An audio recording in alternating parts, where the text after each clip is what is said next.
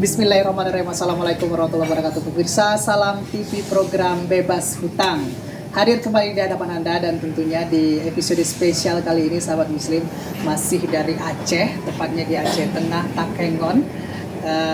Saya kembali hadir di kesempatan kali ini di program Bebas Hutang. Tentunya Anda bisa menyaksikan program kami selama 1 jam ke depan lewat satelit Palapa 727 horizontal atau melalui TV berlangganan MyInfoTV channel 285, serta dengan mudah bisa mengakses program kami dari handphone Android Anda. Caranya, Anda silakan install terlebih dahulu aplikasi Salam TV dari Google Play Store.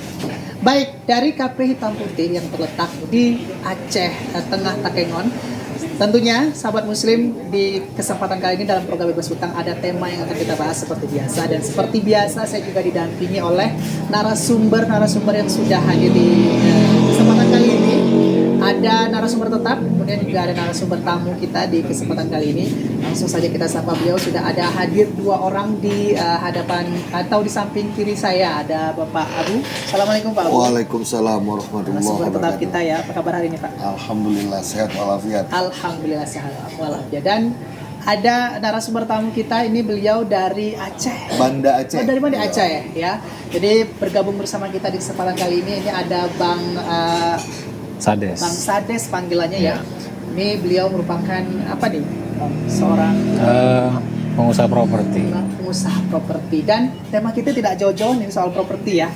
Nah, kalau biasanya orang itu selalu mengidentikan ataupun menyebutkan rumahku surgaku, tapi kali ini pembahasan kita sahabat muslim selama 1 jam ke depan terkait dengan tema kebalikan, ya kan, Bang?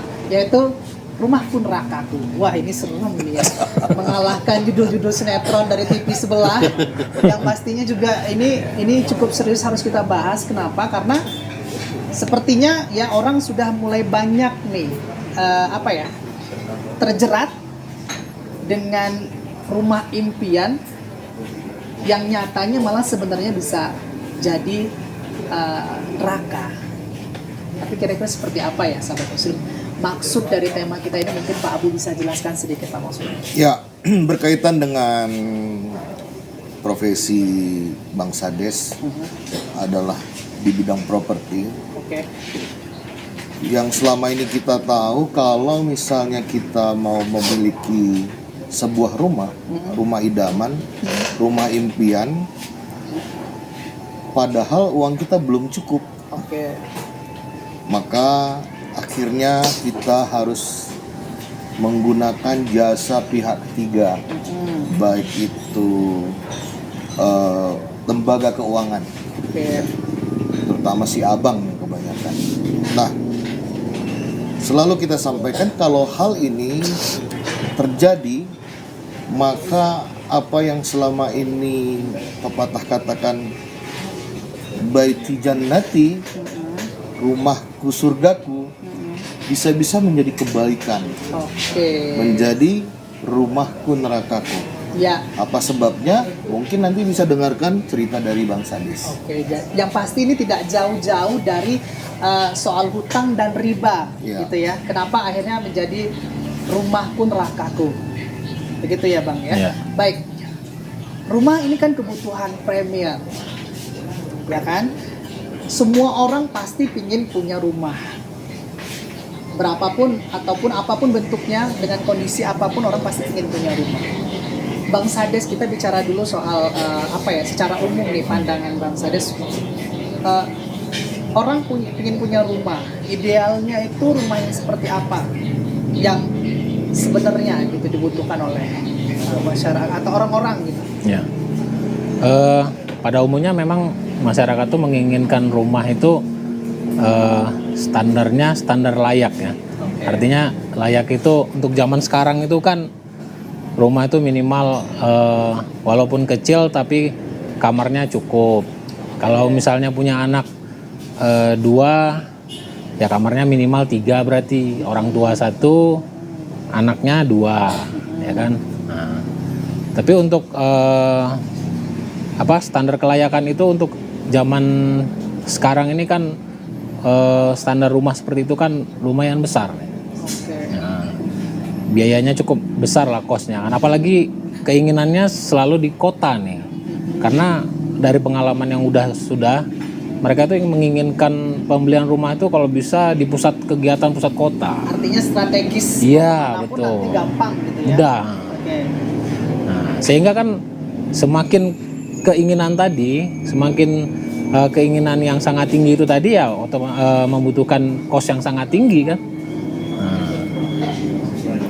Jadi itulah faktor-faktor yang akhirnya mempengaruhi seorang akhirnya punya ekspektasi lebih tinggi, Iya, standar betul. yang lebih tinggi untuk rumah layak huni begitu ya. Iya. Tapi akhirnya tanpa memperhatikan sebenarnya kemampuannya tuh Iya, gimana, betul. gitu ya. Nah, kalau Pak Abu melihat ini normal nggak Pak? Ya wajar-wajar saja kalau misalnya kita itu punya impian rumah yang mewah, rumah yang indah, rumah yang nyaman, aman. Wajar, manusiawi. Namun sesuaikan dengan kemampuan kita, kapasitas kita. Kalau memang sekarang ini, saat ini kita mampu membeli rumah yang bagus, yang mewah, yang seperti apa yang kita idam-idamkan, yang seperti apa yang kita impikan, tanpa berhutang, silakan. Oke. Namun kalau kita harus berhutang, tunda dulu. Jangan sampai kita berhutang. Itu. Di lapangan masalah yang sering muncul tuh apa sih Bang dari orang-orang yang pingin punya rumah? Masalah yang muncul itu kendalanya memang di ekonominya pasti. Pasti Di finansial. keuangan finansial. Mungkin berpikiran mereka, gaji saya 10 juta, nggak apa-apa lah saya sisihkan 5 juta untuk kredit rumah kan gitu. Oke. Tapi dia tidak memikirkan kedepannya itu akan seperti apa gitu kemampuannya. Oke. Nah inilah yang kendala. Jadi tidak sesuai seperti yang Pak Abu bilang tadi bahwa keinginannya itu tidak disesuai dengan kemampuannya.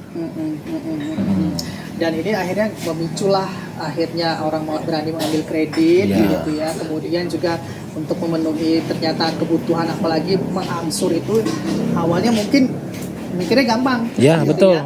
Tapi ternyata setelah berjalan kemudian kebutuhan yang mengiringi akhirnya menjadilah masalah, Iya. terutama dalam proses pencicilan Iya. kredit itu. Iya. Baik, nah kita mungkin masuk ke pengalaman Iya. Bang Sades gitu. Abang sebenarnya bergelut di bidang properti ini sebagai apa sebelumnya? Apakah sebagai pengembang atau memang orang yang memodali untuk Oh, iya. pembelian unit rumah gitu? Ya saya sebagai pengembangnya, Pengembang, developer ya. developer. Oke. Dan ketika misalnya kita tahu ini kaitannya kemudian dengan riba, gitu. Ya. Developer kan mungkin secara teknis apa nih yang akhirnya berkaitan dengan riba, kalau Bang Sades bisa jelaskan gitu? Karena mungkin masyarakat awam ya, Ya betul. masalah developer ini. Kaitannya dengan riba pembeli tadi ya. Artinya pembeli ini kan dari 100% pembeli itu mungkin bisa kita katakan hanya 10% yang memiliki kemampuan membeli cash. Ya kan? Nah, akhirnya yang 90% ini membelinya secara kredit. Ya kan? Nah, sehingga di 90% ini ternyata dalam seiring perjalanan usaha saya itu mereka tuh mengalami keluhan. Setelah berjalan gitu kan, mungkin setahun 2 tahun nggak kerasa lah.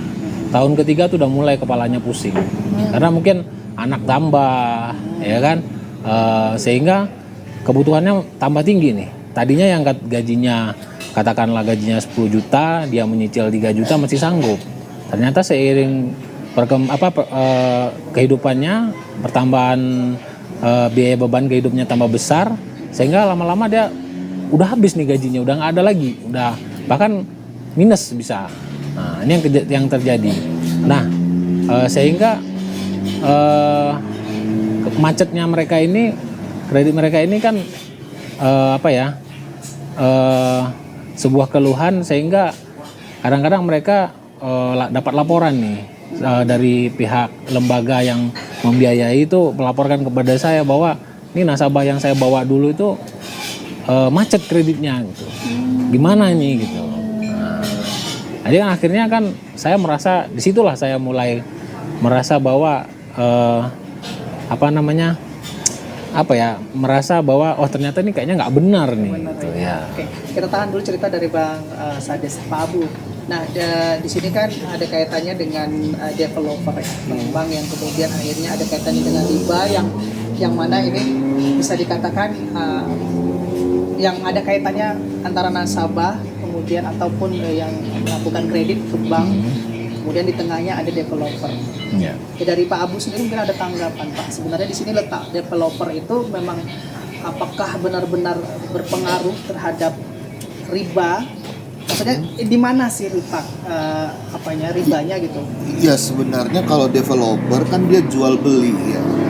Namun karena kebanyakan masyarakat kita karena nggak sanggup beli cash dengan harga yang dibuat oleh developer, maka akhirnya kita harus pakai pihak lembaga keuangan. Okay. Nah, ke pihak lembaga keuangan kita sebagai pembeli itu kan minjem uang, bukan jual beli. Nah, kalau minjam uang, 1 juta dia pinjam, 1 juta juga dipulangin. Namun kan sekarang enggak. Kita pinjam uang 100 juta, mulanginya dalam jangka waktu 2 tahun, 3 tahun misalnya, mulanginya 150 juta. Nah, yang 50 juta ini riba. Karena ada penambahan. Ada manfaat yang diambil. Nah, kepada developer ya bagaimana ya? Walaupun tidak secara langsung dalam apa, tapi membuka pintu jalan, Iya. memfasilitasi, membuka orang untuk berhutang dan terlibat dengan pada riba itu. Oke. Nah ini luar biasa ya, karena memang selama ini banyak orang yang mungkin masih awam sekali dengan istilah developer, kemudian di mana sih letak ribanya ketika orang ingin kredit rumah, sementara kita tahu kebutuhan rumah ini merupakan kebutuhan utama. Siapa sih orang yang tidak ingin punya rumah? Sekecil apapun adalah impian orang untuk punya rumah sendiri, tempat huni sendiri yang akhirnya nanti kehidupannya selanjutnya bisa bertumpu pada rumah yang siapa orang ataupun semua orang inginkan, begitu sahabat muslim. Kita akan jeda terlebih dahulu untuk melakukan pembahasan berikutnya terkait tema kita, Rumahku Nerakaku. Setelah jeda jangan kemana-mana, tetap di program Bebas Hutang, saya akan segera kembali.